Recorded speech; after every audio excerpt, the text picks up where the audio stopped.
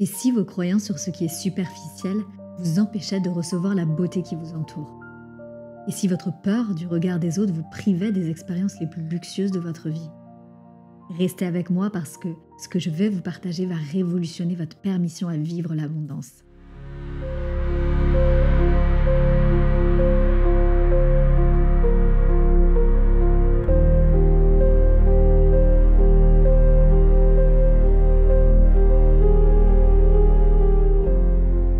Bonjour à toutes et bonjour à tous.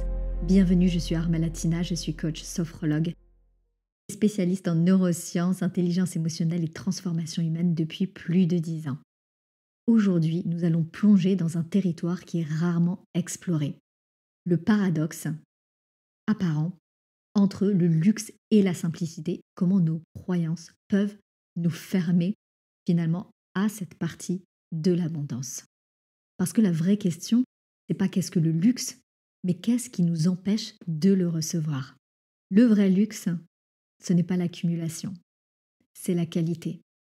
C'est le choix conscient d'objets, d'expériences et de moments qui résonnent avec qui nous sommes vraiment. Prenez un objet de haute qualité. Son design est souvent épuré, minimaliste.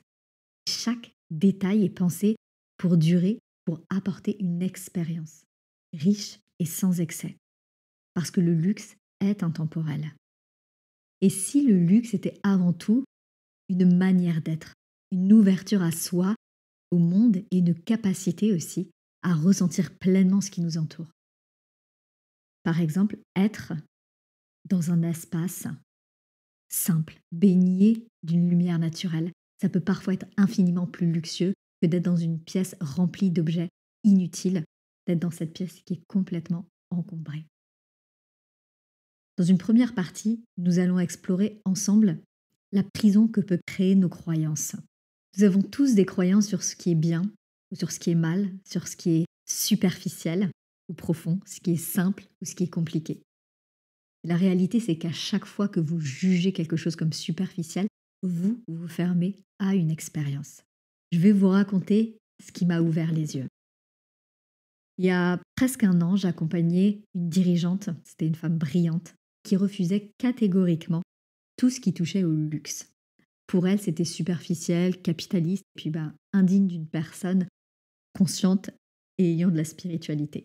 Souvent, on retrouve d'ailleurs cette opposition, pour certains en tout cas, entre spiritualité et matérialité, enfin en tout cas ce qui est jugé comme la matérialité. Un jour, elle part en vacances, elle découvre une petite maison en Corse, environ 50 mètres carrés, face à la mer, dans une grande simplicité. Elle en tombe amoureuse.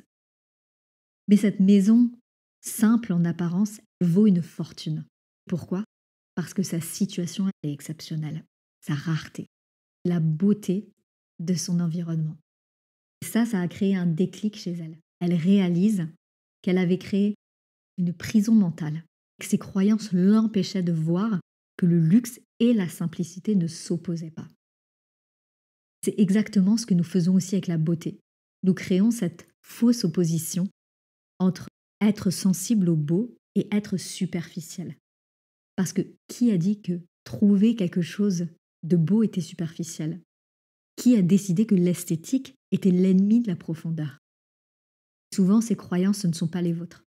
Ce sont des croyances qui ont été transmises, soit depuis des générations par votre famille, mais également par la société, par notre environnement en tout cas. Elles nous privent de la beauté du monde et d'un grand nombre d'expériences. Dans cette deuxième partie, j'aimerais vous parler de l'humilité, mais la révolution de l'humilité. Parce qu'il est temps de cesser de confondre la simplicité avec la médiocrité. Le fait de ce qui est épuré avec le manque. La vraie simplicité, c'est un choix conscient. C'est l'art du discernement et de l'essentiel. C'est une forme d'élégance intérieure, une posture vibratoire, une manière d'être qui est alignée. À chaque fois que vous jugez quelque chose comme superficiel, posez-vous cette question. Ne suis-je pas en train de me fermer à une expérience, à une autre vérité? Parce que derrière toute résistance, il y a un message et une invitation. Quand vous jugez, vous vous placez soit au-dessus, il y a du mépris ou de l'arrogance, en tout cas un besoin de contrôler et de prouver, il est alors nécessaire de redescendre dans l'humilité, de revenir au centre. Quand on se place en dessous, on est dans la dévalorisation, dans la comparaison, souvent dans cette blessure d'indignité. Là, il s'agit de remonter, de vous rappeler votre valeur, de vous hisser à la juste hauteur. L'humilité véritable, c'est ni se rabaisser, ni dominer. On n'est pas dans le fait de venir créer une hiérarchie. C'est se tenir à sa juste place, stable, présent, ouvert, sans étiquette, juste dans la vérité de son être. Parfois, la vraie sagesse, c'est aussi d'oser se demander si je me trompais et si ce que je rejette portait en lui un enseignement pour moi. C'est là que commence la vraie liberté. Abordons maintenant l'art de la réception, qui est en lien avec ce que nous avons vu précédemment. Quand vous êtes en pleine nature, qu'est-ce qui se passe? Vous ne jugez pas, vous recevez. C'est là que quelque chose d'extraordinaire se produit parce que vous acceptez aussi d'être dans cette vulnérabilité. Face à cette montagne, par exemple, cet océan, cette forêt, vous vous exposez à votre propre vulnérabilité. Vous savez quoi? Cette vulnérabilité que vous acceptez si naturellement face aux éléments, c'est en réalité votre plus grande force, parce qu'elle vous met dans cet état particulier d'humilité réceptive. Et c'est dans cet état que vous vous laissez traverser par toutes les choses qui viennent à vous. Parce que vous êtes dans l'écoute pure, dans l'accueil total. C'est exactement cet état d'être qui vous permet d'accéder au luxe. Pas l'état d'avoir, mais cet état d'être. Par exemple, vous êtes devant ce coucher de soleil et juste vous recevez, vous profitez pleinement. Vous êtes en gratitude finalement. Dans cet art de la réception, il y a aussi cette autorisation somatique. C'est une clé que peu comprennent, que le luxe commence par cette autorisation du corps qui va être donnée à notre être, parce que notre corps, il sait ce qui est bon pour nous. Il reconnaît instinctivement la qualité, la beauté, ce qui nous nourrit vraiment. C'est nos croyances mentales qui l'empêchent souvent de s'exprimer. Cette autorisation somatique, donc du corps, quand votre corps dit oui à quelque chose, avant même que votre mental ne commence à analyser. Ça, c'est des neurosciences. C'est cette sensation d'expansion et d'ouverture physique face à ce qui vous élève. Vous pouvez vous imaginer, par exemple, vous êtes pieds nus.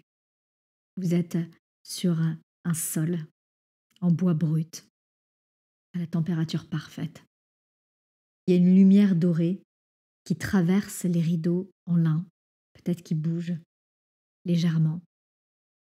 Tout votre corps, dans cet instant de pure simplicité, fait un grand oui. Il y a cette ouverture, votre respiration qui est ample, qui est souple. Le vrai blocage, c'est souvent que vous ne vous donnez pas la permission. La permission de trouver beau ce qui est beau, même si c'est cher. La permission d'apprécier la qualité même si elle a un prix. La permission de vous offrir de la beauté même si les autres ne comprennent pas. Combien de fois avez-vous renoncé à quelque chose qui vous faisait vibrer parce que vous aviez peur du regard des autres? Parce que vous aviez peur qu'on vous juge superficiel?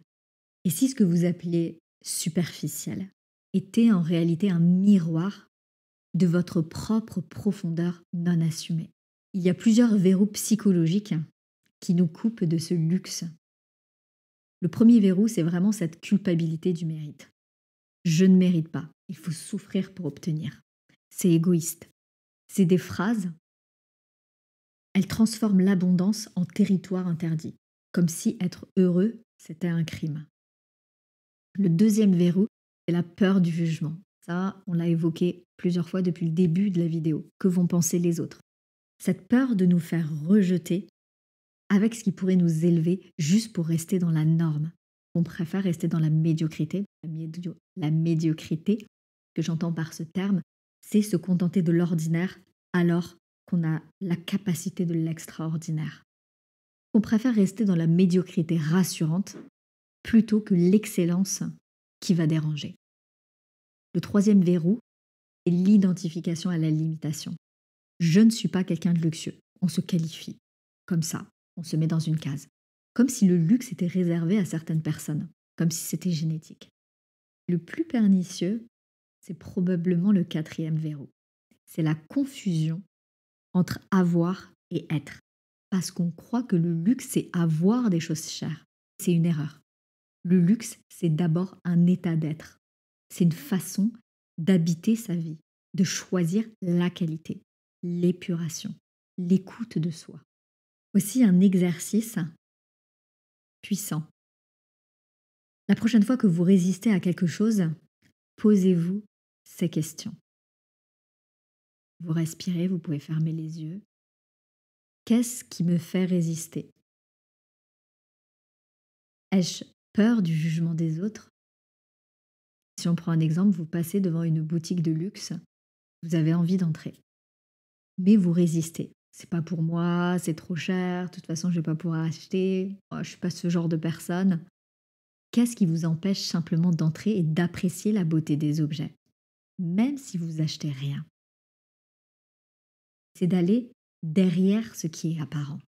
L'idée, c'est d'aller au-delà des étiquettes et de redéfinir vos critères. Comment sortir de cette prison du mental?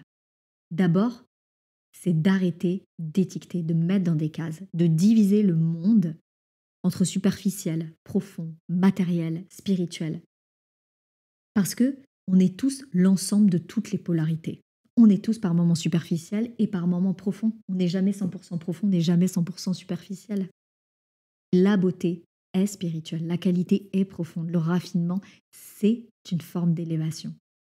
Le luxe, il élève, le luxe, il inspire, le luxe, il dure, le luxe, il simplifie. Paradoxalement, il épure votre vie plutôt que de l'encombrer. Il ne sépare pas de la vie, il vous y connecte profondément. Le luxe est matériel et immatériel. Et dans cette vidéo, je vais vous parler aussi des codes plus tangibles du luxe, parce qu'il faut arrêter avec cette fausse opposition entre ces deux polarités, du matériel et du spirituel. Le luxe matériel authentique participe de cette même énergie lumineuse.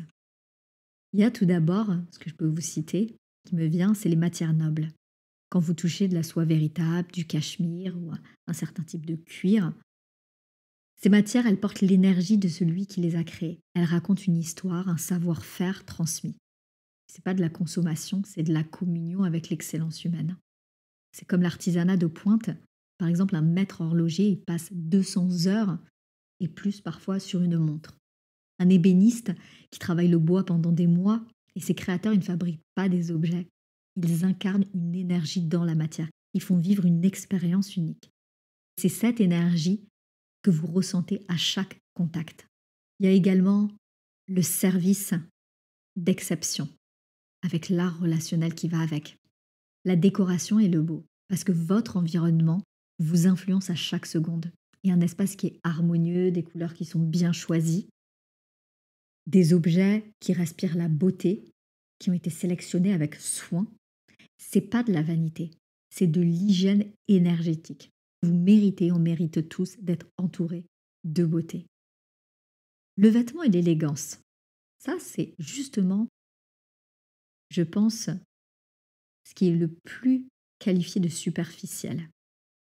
Votre façon de vous habiller influence votre état intérieur. Quand vous portez quelque chose qui vous va parfaitement, dans une matière qui caresse votre peau, vous n'êtes plus la même personne. Votre prestance, elle change. Votre confiance, vous rayonnez. C'est pas de la superficialité, c'est de la psychologie appliquée. Un autre élément, c'est la communication et le charisme. Le luxe dans la parole, c'est choisir ses mots. C'est aussi soigner sa voix et cultiver sa présence. C'est cette capacité à élever une conversation, à créer de la beauté avec les mots. Là encore, ce n'est pas de l'artifice, c'est de l'art de vivre. Pour citer que ça, Ce sont des outils qui sont au service de votre rayonnement. Des façons d'incarner cette énergie du luxe dans la matière. Quiconque trouve ça superficiel, finalement se ferme à une dimension essentielle de l'expérience humaine. Le vrai luxe, il redonne ses lettres de noblesse aux deux dimensions. C'est l'union du matériel et de l'immatériel. Parce que cette énergie, elle a besoin de s'incarner pour vous transformer complètement. En conclusion, le vrai luxe, c'est pas ce qu'on possède. Ça passe d'abord par la liberté intérieure. C'est cette liberté de recevoir ce qui vous nourrit, d'aimer ce qui vous élève et de vous détacher du regard des autres. C'est pouvoir définir vos propres codes de beauté, de succès, de plaisir. C'est cette liberté totale dans le corps, dans l'âme, dans l'être. C'est se sentir vivant. C'est exactement cela. C'est être ouvert à tout ce qui vous aligne avec votre essence sans jugement, sans filtre imposé et sans peur de paraître trop ou pas assez. Donc cette ouverture passe par 3 actes simples. C'est remettre en question ce que vous croyez être vrai. Redescendre du piédestal des certitudes. C'est s'autoriser à recevoir pleinement. C'est se donner aussi la permission d'aimer ce qui nous élève sans honte et sans justification. C'est redevenir souverain dans ses choix. Libre dans ses choix. Et si c'était ça le nouveau luxe, la simplicité d'être dans toute sa splendeur. L'invitation donc cette semaine, c'est de repérer une seule croyance qui vous limite, un jugement que vous portez, une résistance que vous ressentez. Puis, osez faire ce pas de côté, osez explorer. Partagez-moi dans les commentaires cette croyance, le pas que vous aurez fait. J'ai hâte de vous lire. Merci beaucoup pour votre écoute. Je vous dis à très bientôt avec plaisir.